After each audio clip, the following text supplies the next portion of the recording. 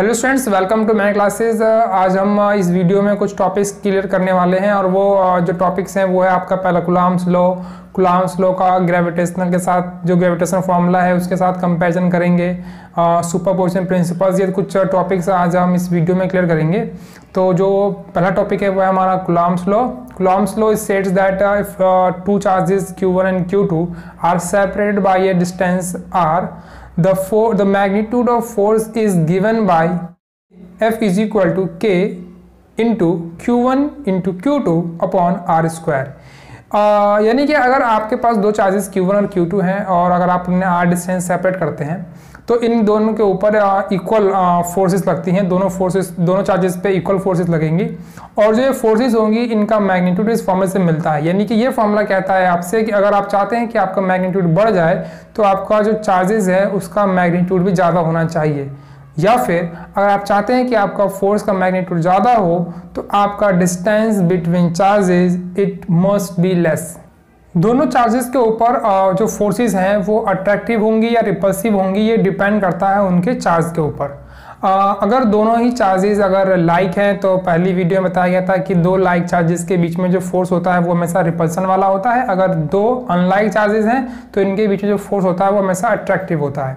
तो इस जैसे आप इमेज में देख रहे हैं जो दो चार्जेस हैं Q1 Q2 पॉजिटिव, तो ये रिपेल करेंगे, दोनों नेगेटिव है तो रिपेल करेंगे, और एक पॉजिटिव है और एक नेगेटिव है तो दोनों अट्रैक्ट करेंगे। लेकिन ये बात ध्यान रखना कि जो भी आपका फोर्स होगा वो फोर्स अट्रैक्टिव या रिपल्सिव कुछ भी हो वो हमेशा इन दोनों चार्ज को जोड़ने वाली लाइन के अलोंग ही लगेगा।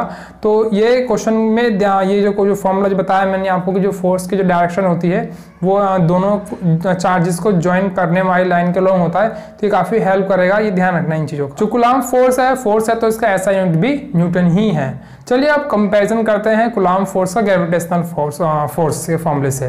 तो जो हमारा कूलम्ब लॉ है इसका जो फॉर्मूला है ये है कि F equal to K Q1 Q2 by R square, और जो ग्रेविटेशनल फोर्स का फॉर्मूला है वो F is equal to G gravitational constant G M1 M2 upon R square.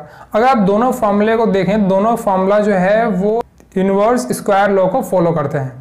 दूसरा, ये दोनों ही फोर्सेस जो हैं ये सुपरपोजिशन प्रिंसिपल को भी फॉलो करते हैं। अब देखते हैं दोनों फोर्सेस में डिसिमिलरिटी क्या है। जो ग्रेविटेशनल फोर्स है इसमें जो क्वांटिटी मास है ये हमेशा एक ही काइंड का है, एक ही प्रकार का होता है, तो ये रिपल्सिव एक ही प्रकार का फोर्स देगा।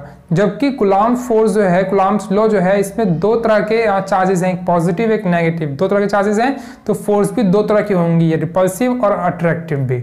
यानी कि ग्रेविटेशनल फोर्स हमेशा अट्रैक्ट करते हैं और कूलम्ब फोर्स अट्रैक्ट और रिपल्सन दोनों ही शो करते हैं। एक चीज ये भी देख सकते हैं कि जो आपका ग्रेविटेशनल फोर्स है वो वीक फोर्स है और दूसरा जो आपका कूलम्ब फोर्स है वो स्ट्रॉन्ग फोर्स। नेक्स्ट पॉइंट है हमारा vector form of coulomb force. अब जो मान लीजिए हमारे पास एक वेक्टर जो फोर्स है वो फोर्स इज वेक्टर क्वांटिटी। अब कूलम्ब फोर्स को एक वेक्टर फॉर्म देना है तो उसके लिए तो हम कार्टेशियन प्लेन लेने जा रहे हैं XY एक्सिस के अलोंग। तो इसमें हमारे पास चार्ज है Q1 एंड Q2। Q1 को प्लेस कर दिया गया है 1 पॉइंट पे, it have position vector R1, and Q2 charge is place at point 2, it have position vector R2।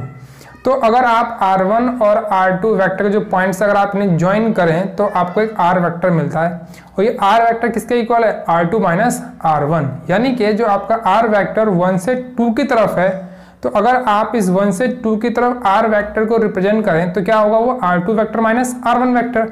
तो ये पॉइंट ध्यान रखना, फिर आगे चलते हैं। अब इस R वेक्टर को यूनिट वेक्टर में कन्वर्ट करेंगे क्योंकि यूनिट वेक्टर सिर्फ डायरेक्शन के लिए लगाया जाता है और इससे लगाने से कोई मैग्नीट्यूड में कोई चेंजेस भी नहीं आती। तो चलिए R वेक्टर निकालने के लिए R कैप यूनिट वेक्टर निकालने के लिए क्या करना होता है? हमारे पास जो भी वेक्टर है उसको डिवाइड करना होता है उसके मॉडुलस से, यानी कि R12 cap is equal to R12 vector upon R यहाँ पर मैग्नीट्यूड है। तो चलिए अगर आप जो हमारे पास जो दो चार्जेस हैं Q1 और Q2 इनके ऊपर का फोर्स चेक करें तो ये दोनों ही अगर हम पॉजिटिव चार्ज मान के चलें तो दोनों के ऊपर रिपल्सिव फोर्स लगेगा इस एक लाइन एक्स लाइन के लॉन्ग जो कि इन दोनों चार्जेस को ज्वाइन कर रही होगी। तो जो हमारा फोर्स 2-1 है यानी कि force on charge Q2 by charge Q1 is along this line. तो अब का जो ये फोर्स है ये फोर्स R12 वेक्टर के अलोंग है तो अगर आप जो हमारे पास कूलम्ब्स फोर्स का मैग्नीट्यूड है उसकी मल्टीप्लाई यूनिट वेक्टर से कर दें तो हमें जो हमारा कूलम्ब फोर्स है उसको वेक्टर फॉर्म मिल जाएगा, यानी कि F12 vector is equal to K Q1 Q2 upon R square into R12 cap. अगर आप इस R12 कैप को हटा करके वेक्टर फॉर्म चाहते हैं तो आपको करना होगा कि R12 वेक्टर अपॉन R से मल्टीप्लाई। अब आपका फॉर्मूला बन जाएगा F is equal to K Q1 Q2 upon R cube into R12 vector. Next हमारा इलेक्ट्रोस्टैटिक कांस्टेंट। जिस तरह से ग्रेविटेशनल के फॉर्मूले में G capital G gravitational universal constant था, ऐसे ही हमारे कूलम्ब्स फोर्स के फॉर्मूले में जो K है, K हमारा इलेक्ट्रोस्टैटिक कांस्टेंट है। ये कांस्टेंट है इलेक्ट्रोस्टैटिक कांस्टेंट जो K है, इसे सिंपली अगर जो सिंपली इसकी वैल्यू बताई जाए तो वो है हमारा K equal to 1/4 pi epsilon naught. और इसे अगर आप सॉल्व करें तो इसकी वैल्यू आती है 8.99 यानी approximately 9 into 10⁹9 newton metre square पर कूलम्ब स्क्वायर।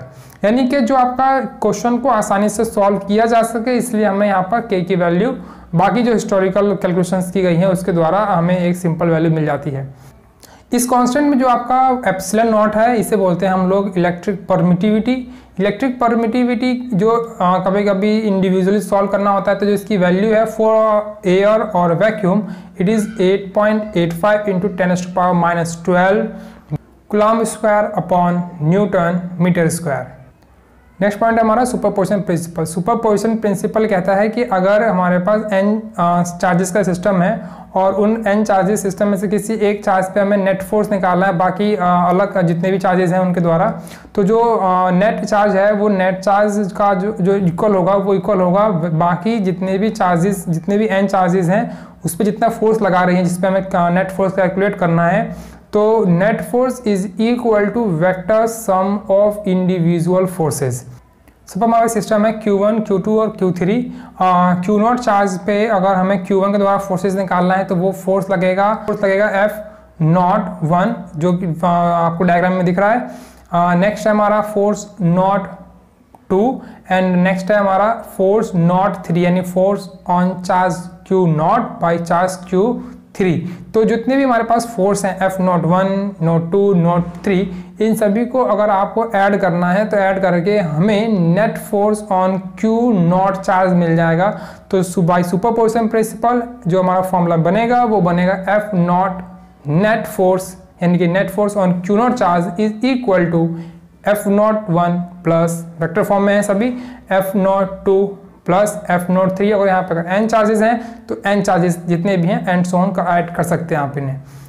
चलिए लास्ट में क्वेश्चन दे रहा हूँ मैं आप लोगों को, ये क्वेश्चन जरूर सॉल्व करना। हमारे पास एक सिस्टम ऑफ चार्जेस हैं जिसपे साइन नहीं दिया गया, उन्हें हम ए बी सी डी के फॉर्म में लेके चल रहे हैं। तो जो हमारे पास फर्स्ट सिस्टम है उसमें पेयर ऑफ चार्जेस हैं ए बी, तो ए बी जो है वो दोनों आपस में अट्रैक्ट कर रहे हैं। नेक्स्ट चार्ज हमारे पास नेक्स्ट पेयर ऑफ चार्ज है सी ए, ये दोनों भी आपस में अट्रैक्ट कर रहे हैं। नेक्स्ट हमारे पास ए और डी, ये दोनों आपस में रिपेल कर रहे हैं। ठीक, इन तीनों चार्ज जो पेयर ऑफ चार्जेस हैं इनको ध्यान में रखते हुए आपको बताना है कि जो बाकी दो पेयर ऑफ चार्जेस हैं डी सी और बी डी, इन दोनों के बीच में अट्रैक्टिव फोर्स होगा या रिपल्सिव फोर्स होगा, ये आपको सॉल्व करना है।